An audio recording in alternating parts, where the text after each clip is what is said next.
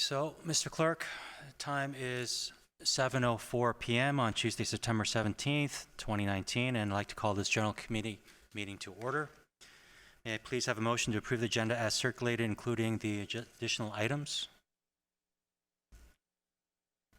Mayor Marakis and Councillor Gillan.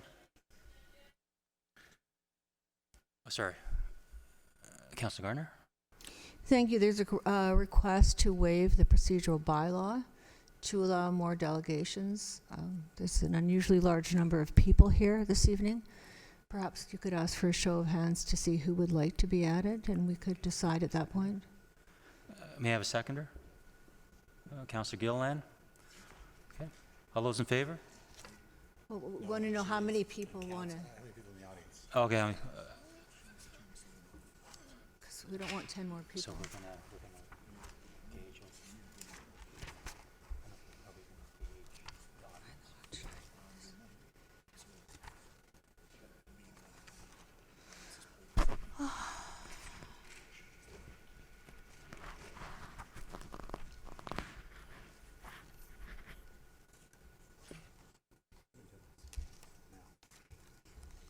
Three, I think. There's one about the straws. So that's three.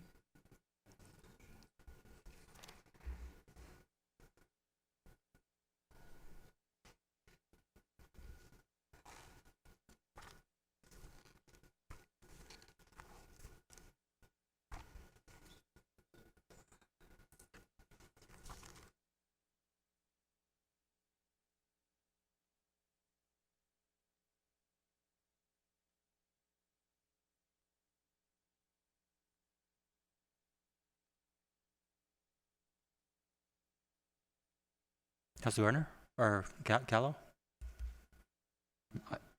I'd be in favor of it. Maybe we can remind everyone, let's try to stay on the same page as opposed to, if we're going to go up to repeat what someone else said, we may not see the value in that. So I'm in favor of it, provided we try to stay on the same page. Thank you.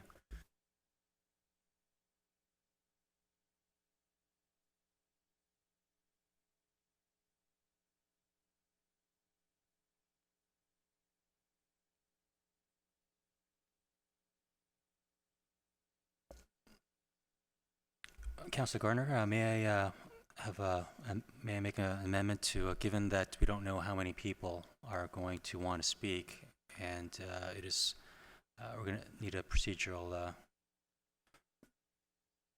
vote here. Can we limit it to 1 minute?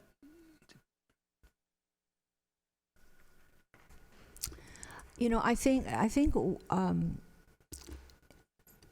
council has not by wanting to, but placed these people in a difficult position because we were late into the chamber, and so we were rushing through the open forum people, and they didn't really get a chance to speak. So some of them now want to speak as delegates. So I don't know. 1 minute is pretty short. We could make a suggestion that we could try it. Yeah. And there's also an opportunity next week as well. Well, yes, but it's not easy for some people to come out, and they're here. I mean, we could just start and try it and see how it goes. On there? Okay.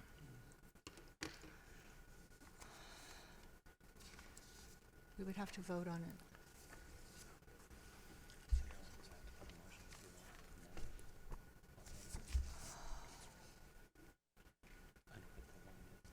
Yeah, delegations are 5 minutes. No, that's isn't fine. it? Okay.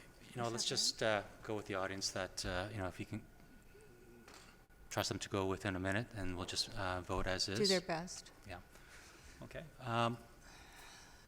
May I put this to a vote? All in favor? Opposed? Okay, that passes. So we'll just go with the ones who have signed up already, and then.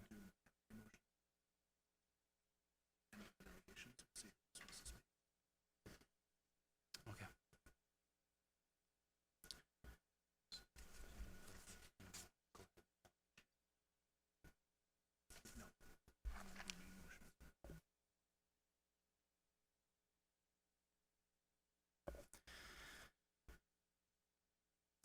Okay, so may I have a motion to approve the agenda as amended, please? Councillor Gillan, and second. Councillor Gardner. All those in favor? Opposed? Okay, that passes. Okay, so may I have a declaration of any pecuniary interest, please? None. That's good. Okay, we've went through our presentations. So we have 4 delegations that's signed up so far, so we'll go ahead with those. First person is Miss Ariana Daly. She can step forward. You have 5 minutes.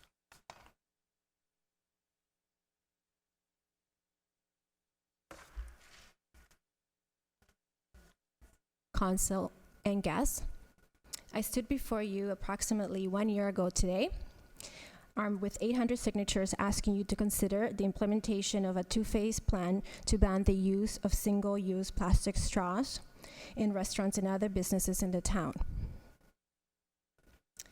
Today I'm here in support of the General Committee Report number PSD 19070, which recommends that Aurora should implement an offer-first policy where a straw is offered when required rather than automatically given at all town facilities and town-run events.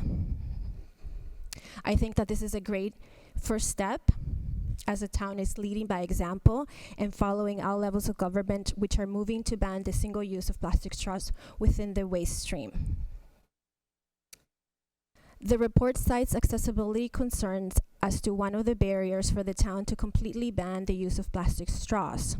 The concern, as indicated in the report, is that people with a range of disabilities depend on plastic straws to access water and other beverages, because some of the available alternatives are not suited for their needs. And to me, obviously, this is a valid concern, and I'm in total agreement that people with disabilities should not be denied access to plastic straws. That said, the report indicates that the town of Aurora is best positioned to focus on its waste stream within its own public facilities at this time. So I have a few questions to ask, and feel free to jump in or feel free to answer them after. So will the offer first policy provide alternatives to plastic straws? As mentioned by the report, it is only the people with disability that would require a plastic straw. So by alternatives having paper straws and plastic straws available at these events or at the eateries that are within the town leases, I think that providing that option of having the paper straw will have a greater impact on the reduction of plastic straws. The second question that I have is regarding the report's recommendation as to whether the town will consider a second phase to the first step by including local eateries on this initiative. As we know, most major chain restaurants are already using paper straws or are not providing any straws when serving beverages. So if the town would encourage eateries by providing their findings on this first phase of offer first policies, I believe that eateries would have no issues implementing an offer first policy in their restaurants. So my ask today is that whether Council will consider, in addition to the recommendations on the report, will consider doing a study to show the results of the first initiative, and second, will they consider including the rest of the local eaters within Aurora? Again, keeping in mind that most chain restaurants are already doing it. So that's basically why I'm here today. Thank you, Ms. Daly. May I have a motion to receive and refer the comments of the delegation to item 3? Mayor Marakis, Councillor Thompson, any questions or comments to the delegate? Councillor Gardner? Is it really a year since you were here? 2018, yes. And I'm guessing the election got in the way of us as a council being able to take your very serious and important concerns and do anything with them. I go around to the restaurants and when they give me a straw, I tell them that They should. How have you been finding it? Because I know that you're going around to the restaurants, and do they understand this? And Yes. are they trying to comply with the intent? Yes, certainly. So Wendy's, Harvey's, State and Main, I would say most major chains do not offer straws or provide you with a paper straw.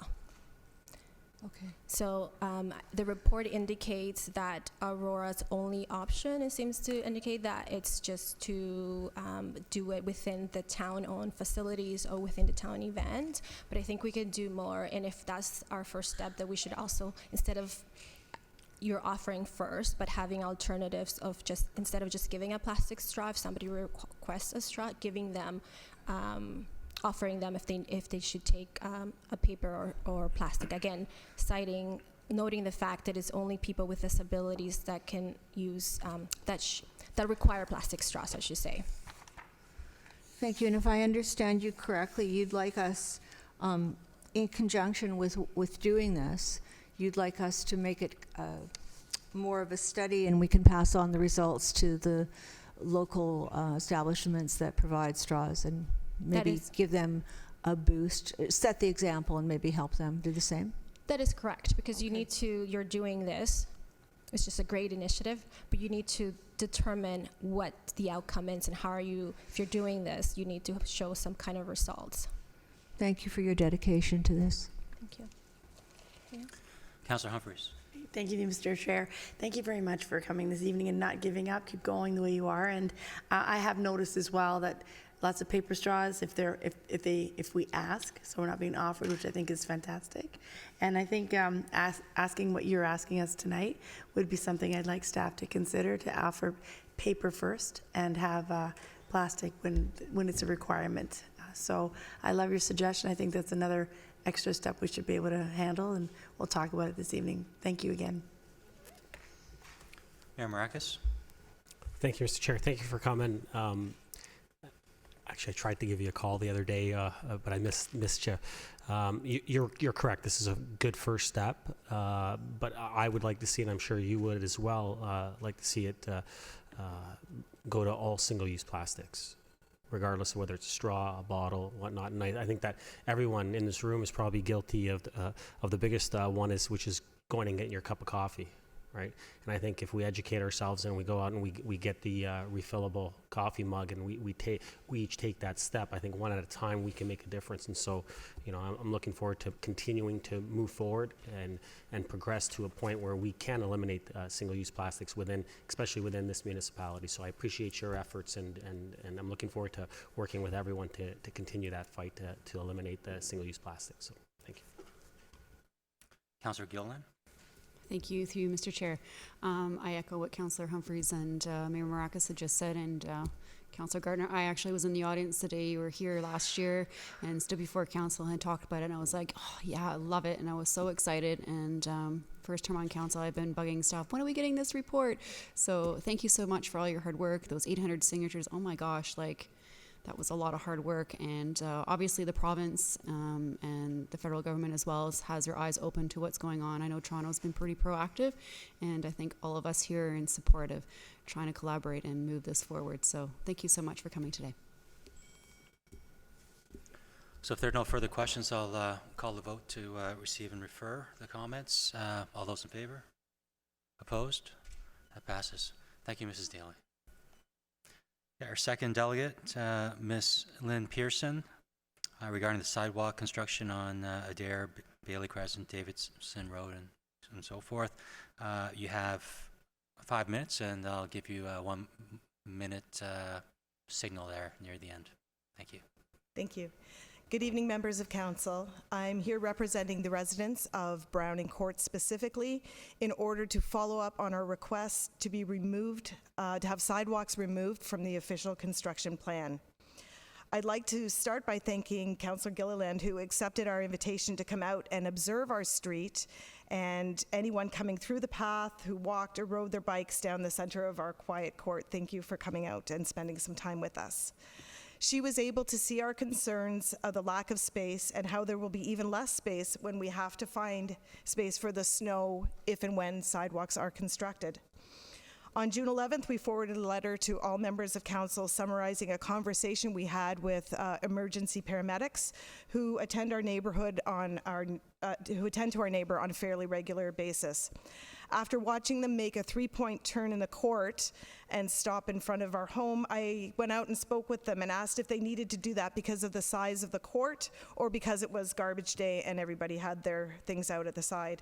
They said the garbage containers certainly don't help, but they have to make a 3-point turn regardless as the size of the court, quote, is so small.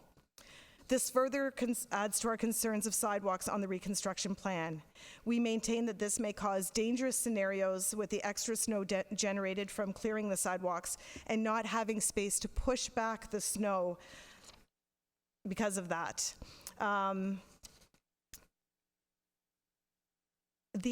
Right now, the snow gets placed in the center of the court, and that reduces visibility right now without the changes for people backing out of their driveways.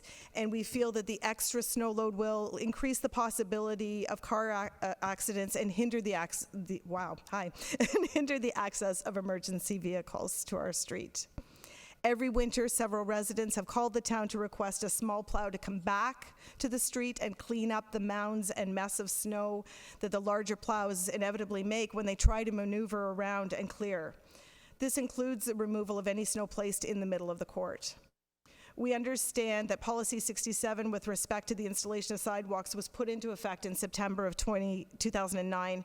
However, we know that for Browning Court, this will lessen accessibility for us and emergency services. We are a small court with limited traffic and pedestrian people coming through. Every resident of Browning Court has signed this petition, including 2 homeowners over the age of 80 and 1 who is permanently in a wheelchair. In conclusion, we are asking council this evening to please reconsider the town's plan to add sidewalks to our small court. Thank you.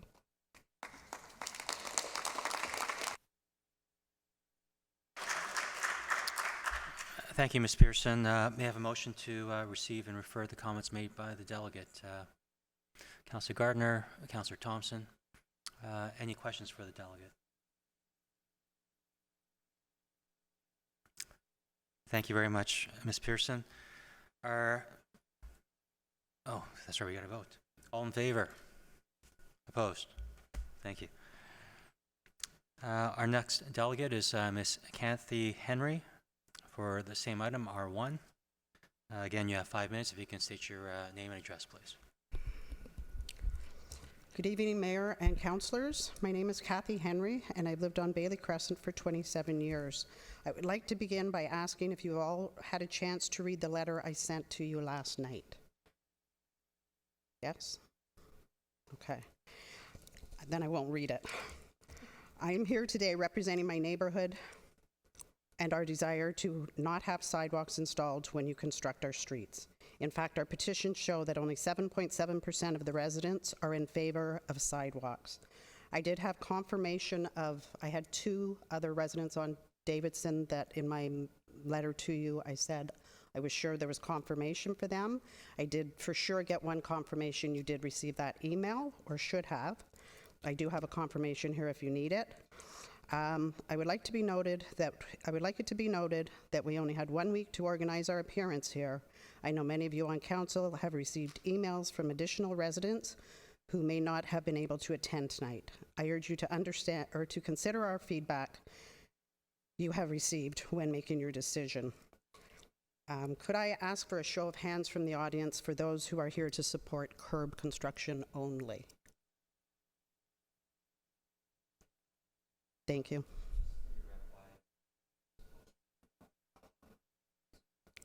Okay, my apologies. Forget what you see. Thank you for your time and your consideration on this matter, and I would also like to thank my neighbors for all of their support. Okay.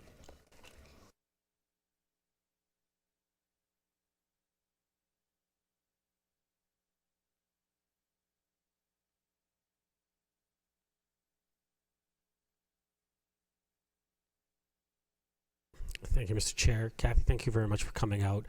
I know you've been working on this for quite a long time. We've had discussions on this even before in last term we were discussing this.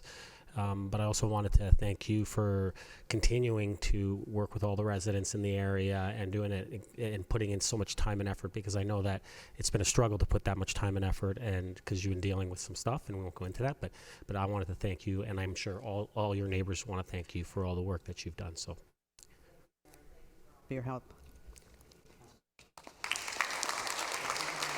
That's okay.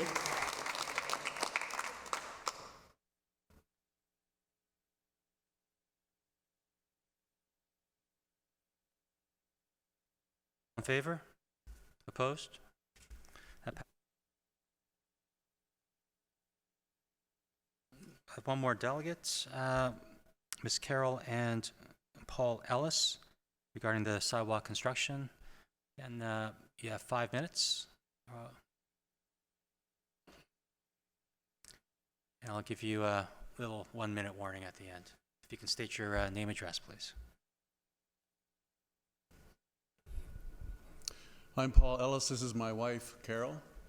We've lived at 49 Bailey Crescent for over 20 years. It's been a wonderful community. We haven't had the need for sidewalks or curbs. And as Kathy stated, she's our neighbor 2 doors down, that 92% of the people oppose it. So I would like to say that why not take those tens of thousands of dollars that you're going to spend on that kind of project and put it towards the Yellow Brick House, a woman's shelter, or better still, put it towards the Rise and Shine breakfast, where I've been a musician, charity musician, doing charity work there for 11 years. And spend the money wisely, and if you can't do it that way, then at least defer the project till the spring, because all of these people that are here today, they're going to be inconvenienced by it. It's going to be more of a hazard and an inconvenience than it is a pleasure for us. And thanks for hearing us, and I just want to echo everything that Kathy said, and I appreciate all my neighbors coming out tonight, and have a great day. Mm-hmm. Does Mrs. Ellis want to say anything? Yes to curbs, and we have... Okay. Thank you. a lot of streets in the area that feed the Catholic school, Webster, Patrick. They're curbs only, and doesn't seem to be a problem. It's beautiful, still rural, and I don't think any trees were knocked down putting in their curbs, and we have some lovely trees I would hate to see losing if sidewalks go in. So thank you very much. Great. Thank you. If you hold on there, may I have a motion to refer the comments of the delegate? Councillor Humphreys, seconded by Councillor Gardner. Any questions for the delegates? Yeah, we have Councillor Humphreys. Yeah, thank you. Thank you again for coming this evening and everyone here this evening. And I think this is what's really important is what we're seeing is neighbors working together and providing a loud message to council. I mean, you live there, you know the impact, you know how it's going to feel. You know, we all drove around. I know the area very well, and it's going to be quite a challenge to have that happen. Lots of trees, lots of semis there. You need the space for driveways and so on. So we created a policy, 2009, I believe, and we reiterated it in 2018 in terms of accessibility for the right reasons. But sometimes those reasons don't always fit for every situation. So looking forward to the debate tonight, and thank you again for providing your message loud and clear tonight. Thanks. Okay, thank you. Are there any other questions or comments? No? Okay, I'll put it to a vote. All those in favor? Opposed? That passes. So if anyone else would like to speak, you have 1 minute. And if you can just line up down the center there, and if we could, council questions, because we may have a few. If you can state your name and go, you can go Rebecca ahead. Beaton. Thank you, Council. I have been a lifetime resident on the same street, and it's Holman. We have been promised curbs and get rid of ditches for over 20 years. 20 years we have been promised. And it's gone on and on and on. Finally, it was placed in the budget, and we were going to get it done. And then it was deferred. Then it was deferred a second time. Then it was deferred a third time. Then it was deferred a fourth time. The fifth time, we all received a letter last year stating that the street was going to be done. We would receive further information. It was listed as being started and completed this year on the town's website. We did not receive a notice that we were being canceled again until March of this year. In 2009, I came to council asking that the old streets in the two established neighborhoods of the Heights and Regency, that those streets that have not been redone, that those residents, those voters, be allowed to still vote on whether they wanted a sidewalk. That was policy that the town had, and everybody else got that privilege of voting, except for 11 streets in Regency Acres, and you took it away from us. Consequently, we're here tonight. Now, mature trees are going to be cut down. Mind you, thankfully, they've cut back on that, and it's only 4 trees that we're going to lose. We clearly don't want sidewalks. We're a quiet little street. And we have waited over 20 years, and now you're going to tell us you're getting sidewalks. So I hope you will consider what we've said. We clearly do not want sidewalks. We'll take curbs and get rid of the ditches. So thank you, members of council. Thank you. Okay, if we can hold the applause, please. May I have a motion to receive and refer the comments? Councillor Humphreys and Councillor Gilliland, any questions or comments? And we have Councillor Humphreys. Thank you, If you Mr. can, Chair. Delegate, if you could come back. You do have a question? A couple of questions for you. Through you, Mr. Chair. Thank you, Mr. Chair. Thank you, Ms. Beaton, for being here this evening. I know that you've come here many times about the ditches and hoping that that would be done. So I know you're a very good record keeper.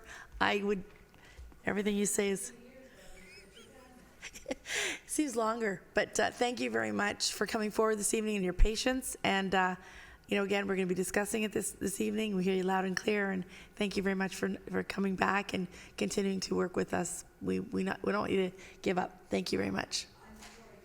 Just to add, I do represent Holman, Johnson, Browning, Baldwin residents, and I do have their petition, which is half done, and we can continue it if you like.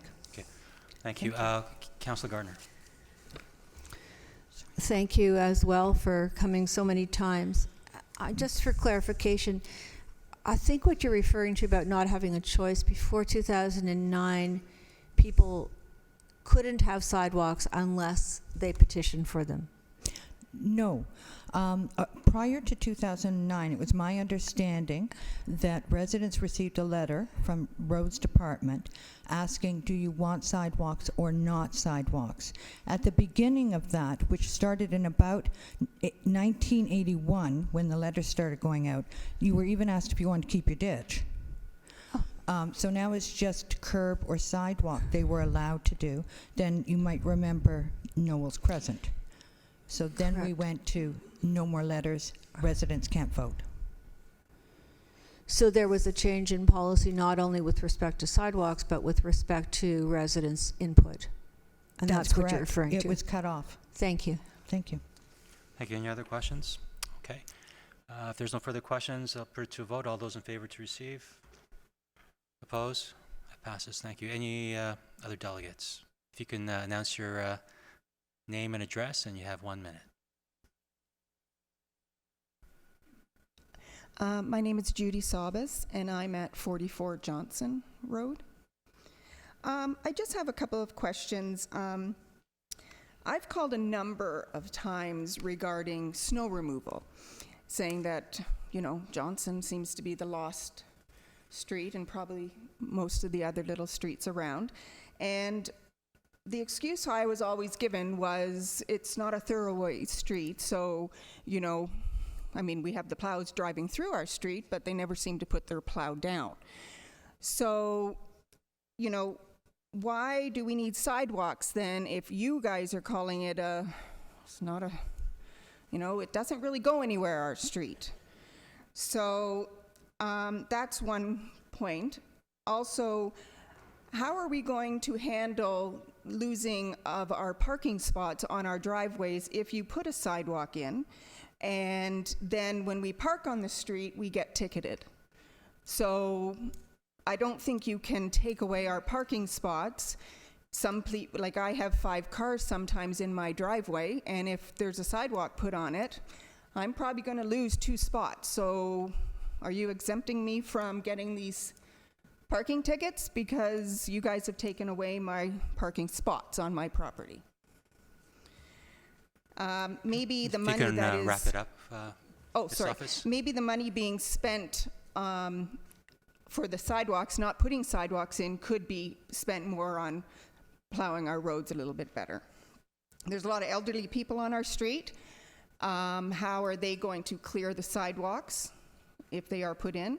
We do not need sidewalks on our street. It is just people just come and go. There is not a lot of people that walk. Thank you.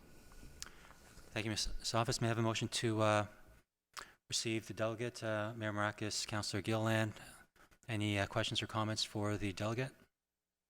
Okay, there are none. Call the vote to receive. All those in favor? Opposed? That passes. Thank you, Mrs. Salvis. Okay, if we can hold the applause, do we have any more? We have one more. You can announce your name and address, and you have 1 minute. Hi there, I'm Sarah Carconier. I live at 29 Bailey Crescent.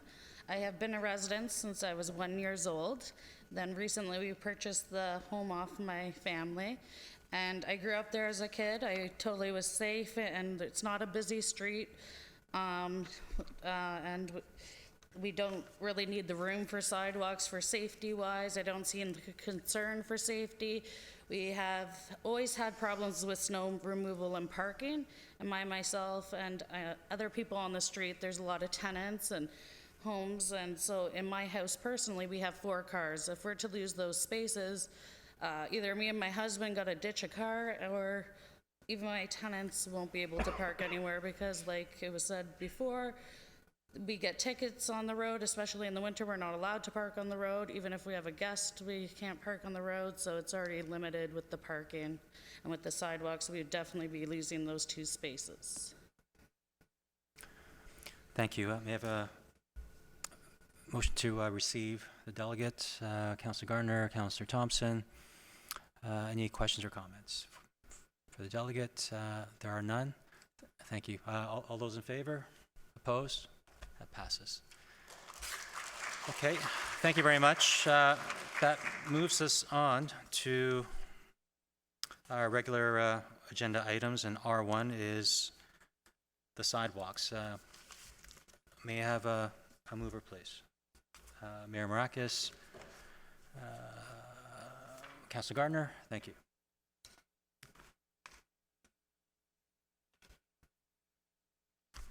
Okay. Mayor Marakis. Thank you, Mr. Chair. As this is just a receipt for information, I'd actually like to put an amendment forward. And I'll read it out. That the town sidewalk installation policy be waived to permit the reconstruction of Adair Drive, Bailey Crescent, Davidson Road, Browning Court, Johnson Road, Holman Crescent, and Baldwin Road without sidewalks, and that sidewalks be removed from the scope of capital projects number 3118 and 3119. Okay, if we could hold off on the clapping, please. And that the curb and gutter design remain. Okay, Councillor Humphrey seconds that. We'll wait for our council secretary to put that up there. Okay, we have some speakers to the amendment. Councillor Humphreys. Thank you, Mr. Chair, and thank you, Mr. Mayor, for bringing that motion forward this evening. I do want to suggest, that we did create this policy in good faith, that we were doing the right things in terms of accessibility and where it works, right? But there are areas, including these particular streets, and there were some others a couple of months back that were in the same sort of challenging positions. We'll lose parking spots, will cause congestion on the road, trees, and just at some point you have to measure and see what is the right thing to do. So I just wanted to thank Mr. Mayor, and I just want to thank the residents, because keep coming to us like this in this unified fashion. I think it just brings the neighborhood closer. And you know what? If you let us know what's happening and it's reasonable, we have to work with the residents. So thanks very much for coming tonight, and thank you again, Mr. Mayor, for bringing this forward. I think it's absolutely the right thing to do. Thanks. That's all. Thank you, Councillor Humphreys. Councillor Thompson. Thank you. Just wanted to touch on the fact that, as Councillor Humphreys stated, that at the end of the day, we set policies, staff are asked to implement it, so I hope the residents understand the staff are just following through on the policies that we set. But at the end of the day, that's why we have open houses, that's why we seek feedback from the residents on the design and the construction, and we're appreciative of the fact that you've voiced yourselves very well over the last little while, and I'm sure council will respond in kind and listen to. At the end of the day, there's always exceptions to the rule, and so I appreciate the efforts of staff, and more importantly, I appreciate the residents coming out and letting it be known that they don't want sidewalks. Thank you. Thank you. Councillor Gilliland. Thank you, through you, Mr. Chair. I too want to thank you all for coming today and sending us emails and doing your petitions and your homework. I did end up going to Browning Court in the summer, so that was very eye-opening, and so thank you very much for contacting me and kind of giving me that on-site experience. And maybe we need to look at that policy to allow residents to have that say a little bit more than maybe what's been changed and allowed now. Clearly the majority of the residents don't want it, and we should listen and take that in consideration. So I'm in support of this today, but maybe there's some more work to do as far as that policy to allow the residents have a little bit more time than 1 week and a little more voice in the voting. So thank you. Thank you. Councillor Gardner. Thank you to everybody for coming, and I think that we've shown that councillors are elected to do what residents feel is best for them. So I think we've just had a great example of democracy in action. Thanks. Thank you. Councillor Gallo. Thank you, Mr. Chair, and thank you to the residents. It's a prime example of the public weighing in on one of our decisions and influencing us, and I'm a huge proponent of that. I did want to also ask staff,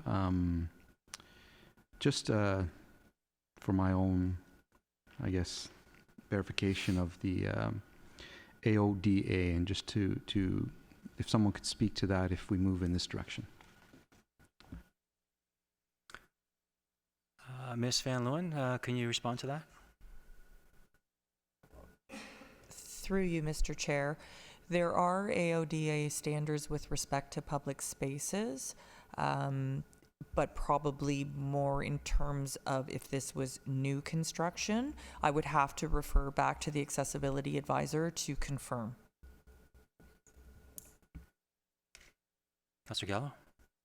Take it that everything is okay and we can proceed in this direction. So again, thank you to all the residents, and I'm very much in support of this. Thank you. And I would also be in favor of the amendment, and I thank you for a couple of those who I've spoken with this week and today. And Ms. Henry, if you wanted to be a community mobilizer, you certainly have a great career in doing that. I think when I was thinking about this, I don't like to make knee-jerk reaction decisions, and I was very thoughtful of this, and one of the things about inviting things about sidewalks besides the safety features is that sidewalks invite people onto your street to walk it. And I remember when I was going on a long run, I went along Richardson, Adair, and all those streets, and I did notice that some of those streets did not have sidewalks several years ago.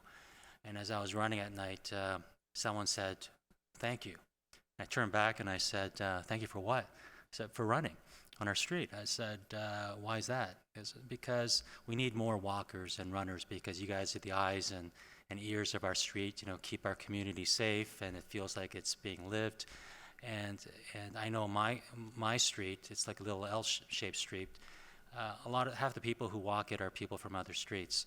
So that's another perspective I thought of as well, is that, when you have sidewalks, you do have an inviting street where others can also walk your lovely street as well. But also, I understand that the huge disruption of, the parking, and those are huge sacrifices as well that we cannot ignore. And certainly, when you have, 90%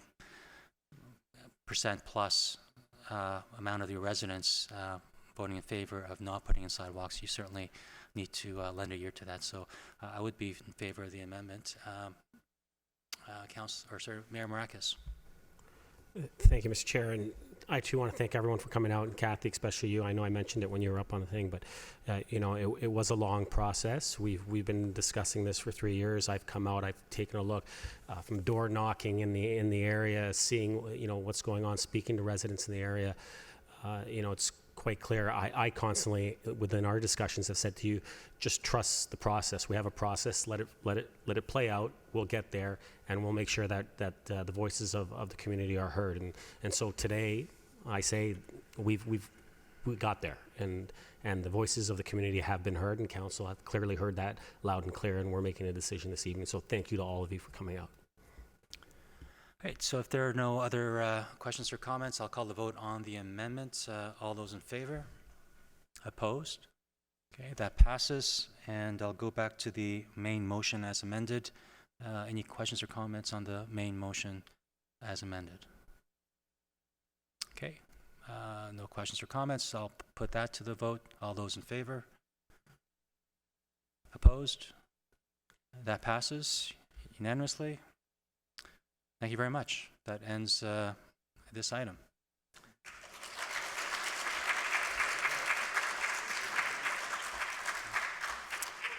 Okay, so we'll go to item 2. No, it's okay. No, I already know the answer. Okay, so could I have a motion for R2, noise exemption request? Councillor Thompson, seconded by Councillor Gilliland. Questions or comments? Councillor Gardner? Thank you. I'm glad to see that this is going to be done, that the concrete pouring is going to be done during the day. And I'm wondering, as most people, I would think, would like to have a good night's sleep, whether it can be done, because I know our noise bylaw right now is 7 o'clock in the morning. So possibly it could be changed from 7 a.m. and moved to 9 p.m. at night. Ms. Van Loon, did you hear the I question? don't think the residents are used to having noise start at 6.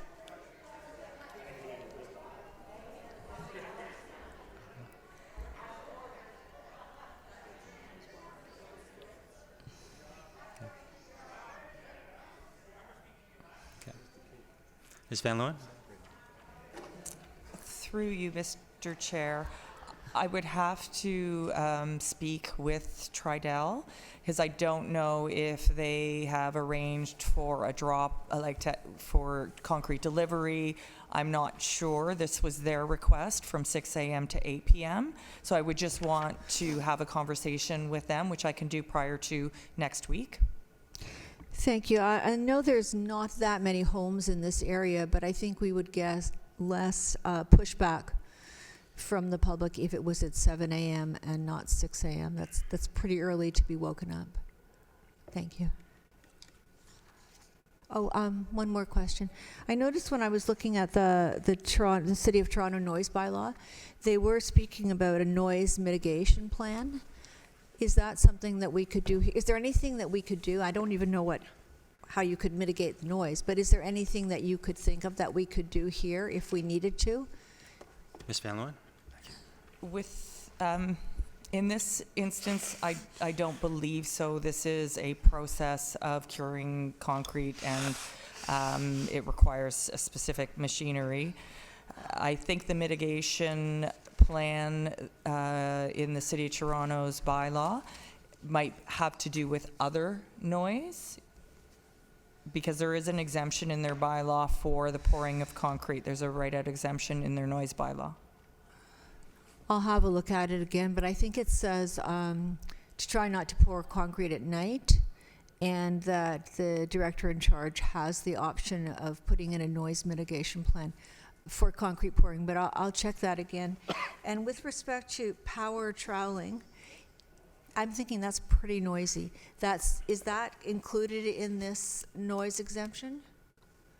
Thank you. Ms. Van Loon? Yes, through you, Mr. Chair, yes. Is that right? Is it a grinding kind of noise? It's a machine that finishes the floor. A lawnmower. Well, I was next to a pretty loud lawnmower yesterday. Thank you. Mayor Maracus? Thank you, Mr. Chair. Through you to Ms. Van Loon. Ms. Van Loon, the one we dealt with on William Graham Drive, was it the same hours? Ms. Van Loon? Through you, Mr. Chair, no, it went until the early hours of the morning. So it was very late at night, and I'm thinking it's probably a significantly larger floor plate, and hence the reason that it takes longer to pour, takes longer to trowel. It's a much longer process. This is probably a smaller floor plate. So through you, Mr. Chair, so actually even worse hours. Through you, Mr. Chair, yes, they were looking for an exemption until like 1 a.m. in the morning. Okay. Yeah, and they were starting at 7 in the morning. And the only reason I ask is because I think that's a more populated residential area than this is. So I'm not as concerned for that specific reason. But, going one step further, I do think, and I think we talked about this last time, is that we need to set a policy, because this is going to become a more reoccurring issue for us as some intensification, and especially with development that we're in that mid-rise area that's going to happen. They're going to need to build these slabs, and they're going to need time to do them, and it's got to cure a certain way. So if we want to ensure that we have protections in place for the buildings that are being built, and that they're done properly, we're gonna need to be doing this on a more regular basis. So we need to set a policy moving forward, I think. Okay. Councillor Gardner for the second time? That's what I was trying to get at last week, or was it the week before, that we're going to have more and more, again, I don't think infill is quite the right word, but intensification in our built-up areas. So we do need to get something in place. Thank you. If there are no further questions, I'll call the vote. Councillor Gardner, or Gallo.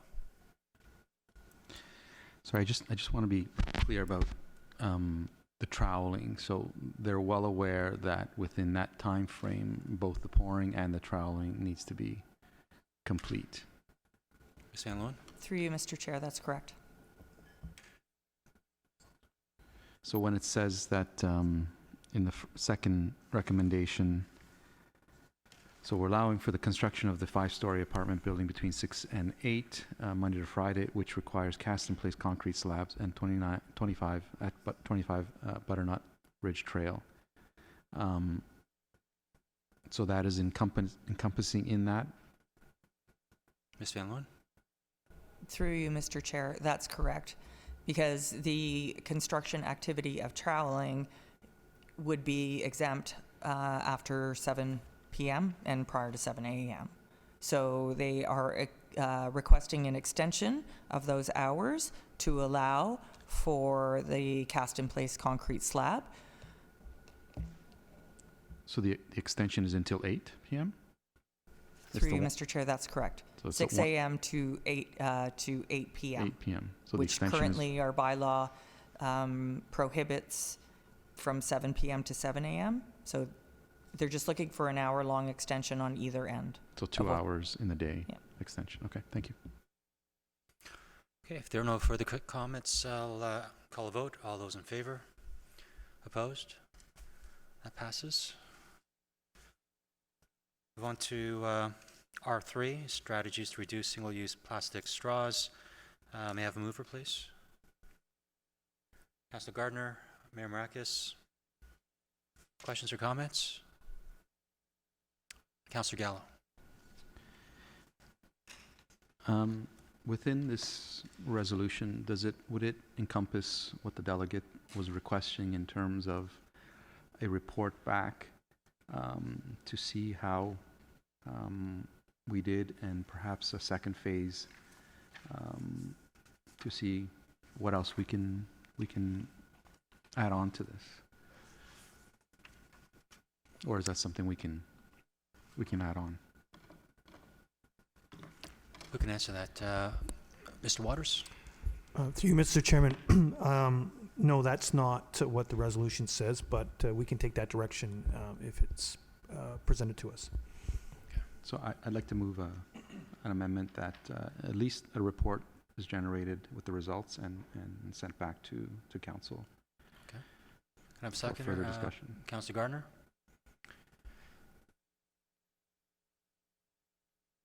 All those in favor? Oh, sorry. Speakers on the amendment. Mayor Marakis.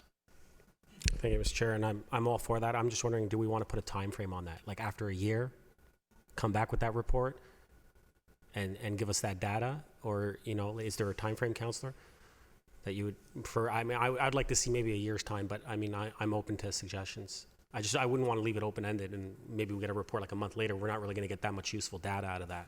So that's why I'm just wondering if we want to put a time frame to it. Councillor Gallo?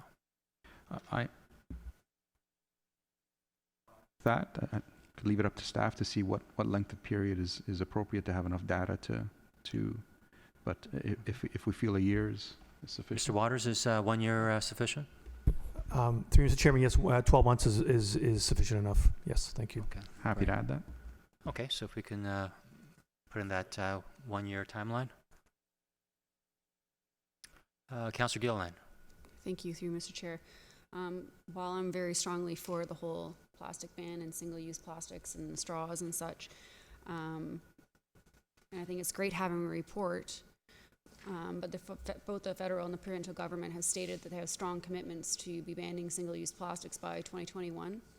I know Toronto's also doing a very comprehensive report. They've already presented in talks of doing another, and I just wonder, is it a good use of staff's time to be investing their time in doing a report within a year if the province and the federal government are already doing the work that we need them to do? We've already got a resolution there to say that we support the federal and provincial government's waste initiatives. I would not hate to do all this work for naught if there's other things that we should be focusing on. That's just my 2 cents. Okay, Councillor Gardner on the amendment. Sorry, no. It's on the main motion, sorry. Okay, there's no further questions or comments on the main or on the amendment. I'll call the vote on the amendment. All those in favor? Opposed? Okay, questions and comments on the main motion as amended? So is it Councillor Gardner? Okay, Councillor Gallo still has the floor. I'm good. No? Okay. Councillor Humphreys. Thank you, Mr. Chair. There was a comment made earlier that could we offer, if someone does ask for a straw, we can offer a paper one first, and then if it's mandatory that they have plastic due to a requirement for them to be able to drink, can we put that in, or is that just something that staff can just understand? It doesn't necessarily have to be part of the motion. Because we're just saying we're going to suggest we'll offer plastic straws. But what if, an individual doesn't necessarily need a plastic one? They can use the paper one. Mr. McDougall, can we offer the best environmental option, may I ask? Through you, Mr. Chair, certainly. Special events, and we can also ask the vendors that are operating in our facilities to do the same. Perfect. But that will require ultimately an amendment to their contract at some point. But for now, we can ask them, and they've been pretty accommodating to the original inquiry, so I imagine that won't be a big adjustment. Perfect. Thank you, Mr. Chair. That's great news. I mean, we'll always have the plastic if needed, but offer the paper first. Great, thank you. That's great, Thank you. Councillor Gilliland? Thank you. I know that staff knows I'm very excited for this report, and I've been bugging staff for a while, so I'm really in support of this initiative. The Accessibility Committee was in support of it as well. We also talked about the introduction of biodegradable plastic once new innovative products come in, that could be an option. Or completely outright banning. They understand that you need to have some sort of option to offer for accessibility, so they're very happy about that. So as Councillor Humphries has said, have an alternative to plastic, and hopefully it'll be completely phased out. Thanks. Councillor Gardner. Thank you. This is through you to Ms. McDougall. It says on page 3 in the middle, it's talking about the AODA website. The only alternative to plastic straws are silicone options.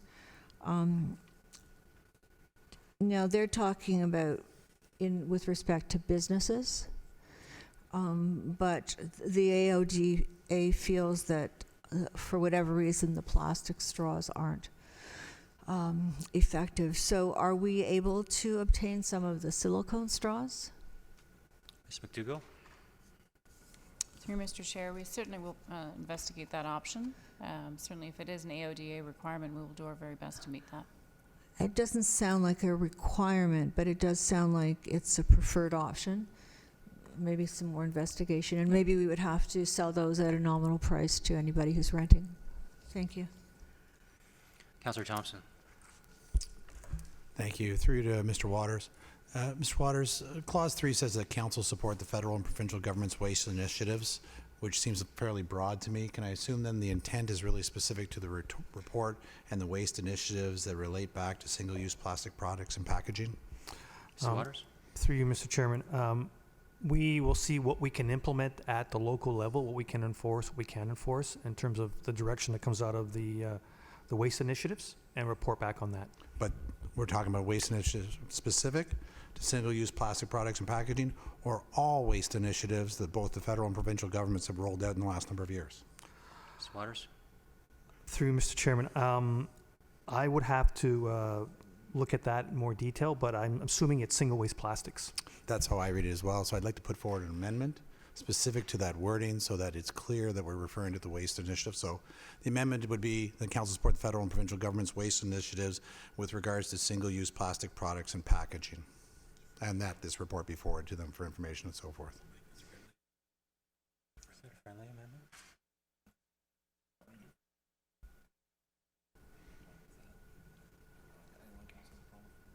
No? That's fine. Are you okay with the friendly amendment? That's fine. Okay. Same result. Unless people want to speak to it, I'm good with that. Would anyone like to speak on the amendment, please? Okay, you don't have to. It's friendly. Okay. Any other speakers?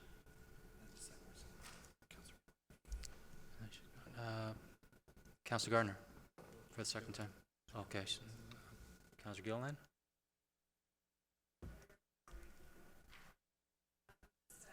A quick response to Councillor Gardner's comment about silicone straws.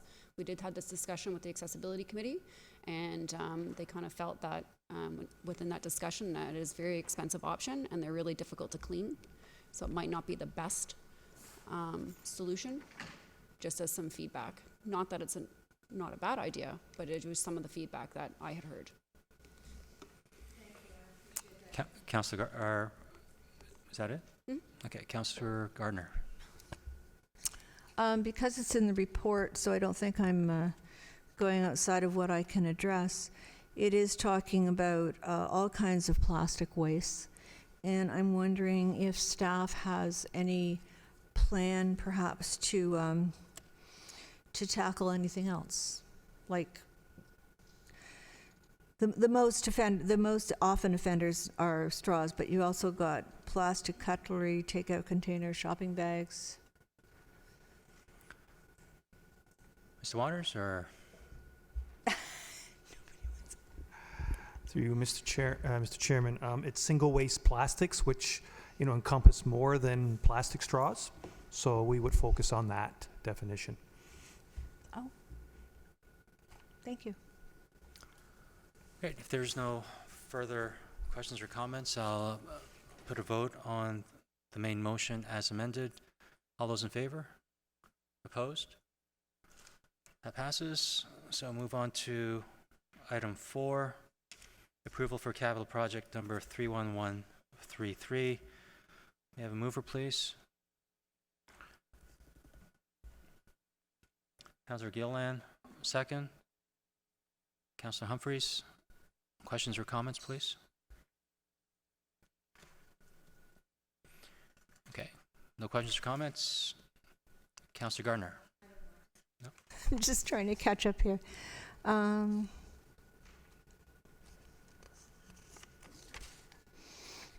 everything looks fine, thank you.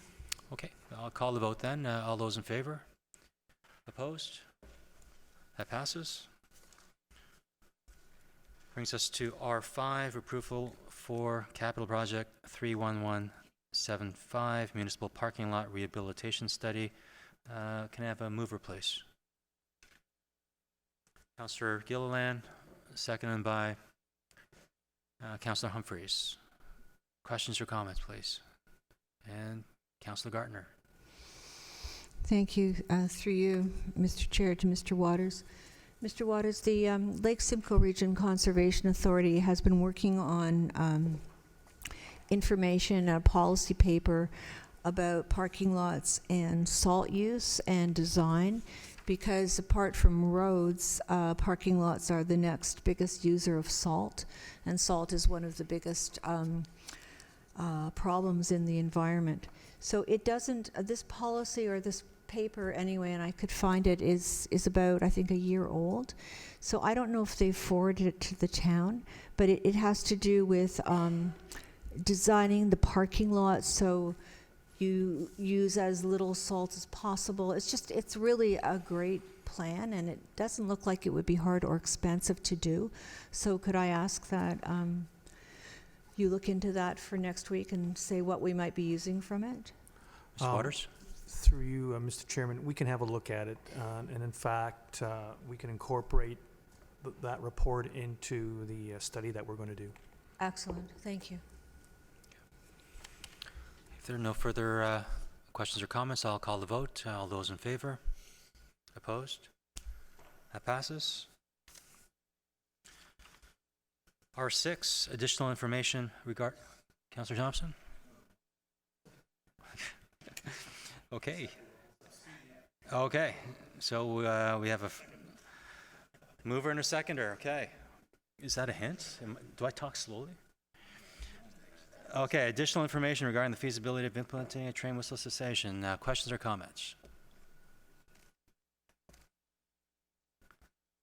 Mayor Maracas. I'm just going to be very quick. There was a reason why this went back. Is due to the liability aspect of it. We would have to assume the liability, and from my perspective, I don't know how the rest of you feel, but I'm not willing to put the town in that position where they assume liability, and I think it's too much risk for the town to take on. Councillor Gardner? Thank you. But some towns or cities have taken it on, Barrie and Markham being two of those. Would this be under you, Mr. Waters? Thank you. So, is it possible to find out why they decided to take that liability on themselves? And I know this isn't an easy one, and since way before I've been on council, they've been talking about train whistling, but if you happen to live near a section where they do the train whistling, it's really not good. And as we discussed last time at council, I mean, some people don't have a choice, and that's where they live because that's where they can afford. So, and also I think there are some ways that we can try and mitigate the sound of the horn. It is in the report, but it's not that clear to me if we are going to do that, and if that would also be a liability issue. Mr. Waters? Through you, Mr. Chairman, I can find out why Barrie and Markham did decide to opt into the program. I can have that information for you next week. With regards to the noise or the sound of the horn and trying to regulate that, My understanding is it has to be very loud and clear because it serves a purpose in terms of a warning signal. I'm not aware of any mitigation on reducing the sound itself, but we can have a look at that as well. Thank you. It's somewhere in this report. It's mentioned. So I'll find it and we'll be in touch during the week. Councillor Gilliland? Thank you, through you, Mr. Chair. I agree with Mayor Maracus in the sense that liability is a huge factor as to why I wouldn't want to proceed with the implementation of the train whistle. I appreciate all the work that staff has brought forward with examples from other municipalities, with reasons of why they did it, why they didn't do it, who did it, who did not. It really sends a clear picture of the direction I think that would be recommended that we should go. I remember looking for a house, and many years ago, before coming to Aurora, and Stouffville was one of them, and it was by the GO train. And I highly considered, do I want to be listening to those whistles? And it's something. I'm sure it's something to say, like, if you are living by a train track, that is a risk that you're going to have noise. Every year I go to a cottage up north, there happens to be a train track, and I've just come to love it. And it's, I hear this train twice a day, every single day. But going in that train track's there and is at risk. And to put a risk on the town and the liability, I just think is very unfair. And I think safety is important. I think it's safety first. I would never want to be that train driver who was driving and that whistle wasn't going and had hit somebody. It would be devastating. And I've heard stories of people driving subways and having to go through that, and it is not a good feeling. And I think that it's a combination of liability and safety, which is good protection for our residents. So I'll be supporting this motion. Thank you. Councillor Humphreys? Thank you, Mr. Chair, and I agree with the comments stated by Councillor Gilliland and Mayor Maracus, but one of the things, and I do agree that it's just the liability is too risky, and that is really the only way we can warn pedestrians. My concern is when it's a 15 minutes, which is going to happen, it's going to be quite an issue. I think this may come back to us once again at that point, but it is a concern, and Councillor Gilliland, you're right, if you live close to the tracks, you're going to hear it, so thanks. Councillor Gallo for the first time. I'm a bit of a fence sitter on this one, just because, and it's been around the table for quite some time. It speaks to not necessarily liability, but in terms of insurance, our premiums won't go up. However, if it's deemed that there was an accident and it was caused by an anti-whistling bylaw, that there might be some increased premiums, not necessarily liability. I think I'm more concerned about if we move forward. Unless I'm mistaken, it speaks to not only us signing off, but also the region, because at least one of them is a regional road. But I think for now it's probably a good decision, but there's no question we will have to address this once the frequency of the trains go up. And just as a side note, I use Englehart quite often, and they blow the train as they're passing by. Not very effective. Whether it's an operator thing or not. I'm okay with this now, but at some point I think we're going to have to address this. Thank you. Mayor Maracus. Thank you, Mr. Chair. Through you to maybe Mr. Waters. Mr. Waters, it's my understanding that even if let's say we were to move forward with the cessation of the train whistle, that the ultimate authority would lie with the conductor, and they could blow the whistle if they deemed necessary, even though we've done all this work. Through you, Mr. Chairman, that is quite correct, yes. If there's a hazard that the conductor sees, he will blow his whistle. So thank you. So ultimately, we take on all the risk. we spend over $1 million, and the whistle still can be blown. Mr. Waters? Through you, Mr. Chairman, it's important also to note that it doesn't eliminate the vibration that comes from the train in terms of the engine, the brakes, the stopping and starting as well. Thank you. Councilor Gardner? Thank you. I found the section I was referring to. It's page 3 in the middle, and it's alternative options that could be considered other than full whistle cessation. It doesn't give the parameters, though, so perhaps we don't have the sections identified or the appendix.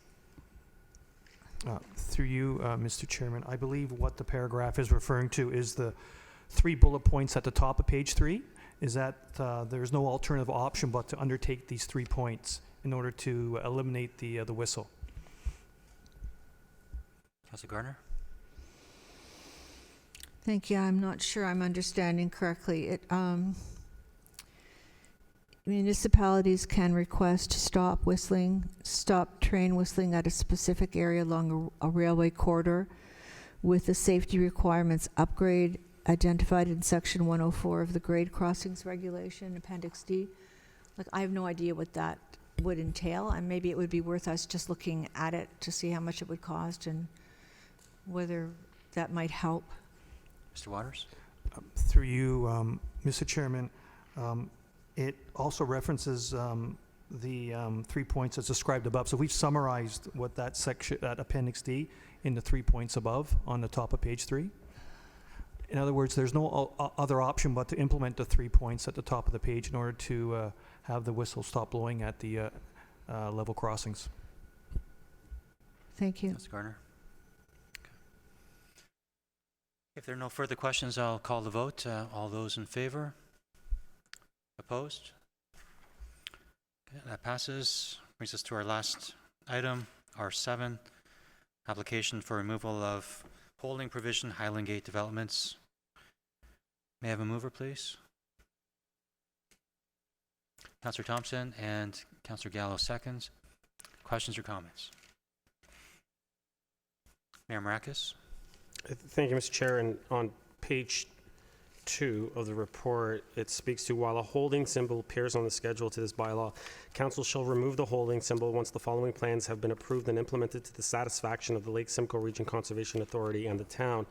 And I was just curious, and I didn't get a chance to talk to Councillor Gartner, who's our representative on Lake Simcoe, but I was just wondering, Councillor, when you went through the report, were you satisfied? Councillor Gardner? Well, thank you. I haven't seen the report, and I could. You mean this report here? Well, the report that Lake Simcoe is in satisfaction for us to lift the H holding provision. Or have I seen the attenuation, what the suitable methods of attenuation and treatment of stormwater runoff are? So I'll have a look at it between now and next week. Do we have that through you, Mr. Chair, to Mr. Waters? Do we have that in-house? Absolutely. We have those technical reports that you're more than welcome to review. Thank you. And that's not generally what I would do. If Lake Simcoe is satisfied and planning is satisfied, then I wouldn't have the expertise to really know why it might not be satisfactory. But I'm very interested in knowing how the stormwater runoff is going to be treated, because we may be able to use it for other things. Okay. So, well, Mr. Waters will provide the reports to Councillor Gardner, and Councillor Gardner can leverage Lake Simcoe this week if she requires. Mayor Marakis? Thank you, and thank you, Councillor Gardner. So I'm looking forward to I would just like to hear what your thoughts are on that. Thank you. Any other questions or comments on item 7? Okay, I'll call the vote then. All those in favor? Opposed? That passes. That brings us to new business. Okay, I'll start to my right. Councillor Gilliland. No, I don't have any new business. Councillor Humphreys. Mayor? Yeah, thank you, Mr. Chair. Two, and surprisingly, they're both about Highland Gate. First one, Mr. Waters, can we, and I'll give a call as well tomorrow, but can we reach out to Geranium?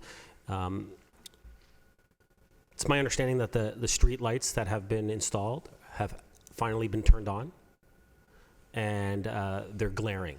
They are lighting up everyone's households.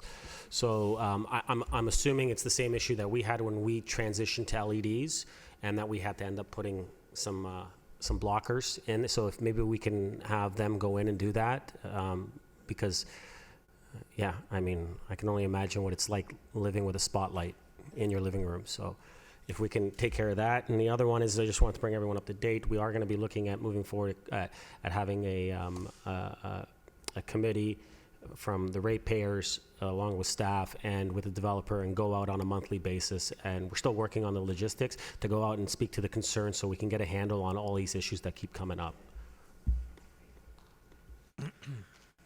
Thank you, Mr. Mayor. Shall I go last? Councilor Gardner. Thank you, Mr. Mayor. That's a really good idea. I'm sure the residents will appreciate it.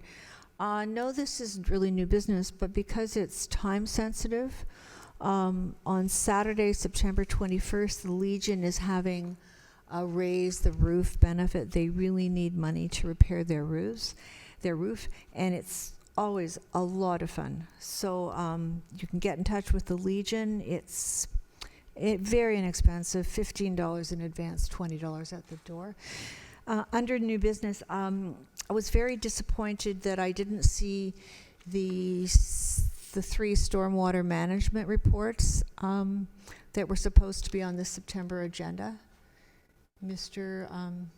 The streams, the state of maturity report, and there's one more that was supposed to be coming back to us in September. I guess through you, Mr. Chair, to Mr. Waters. Mr. Waters?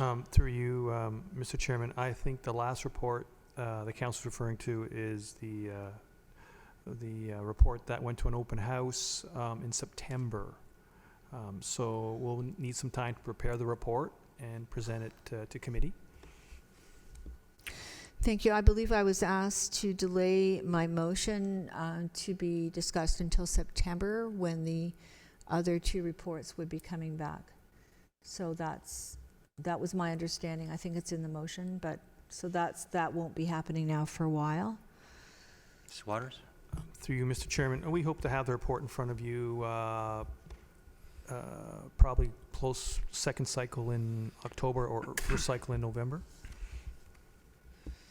Councilor Garner?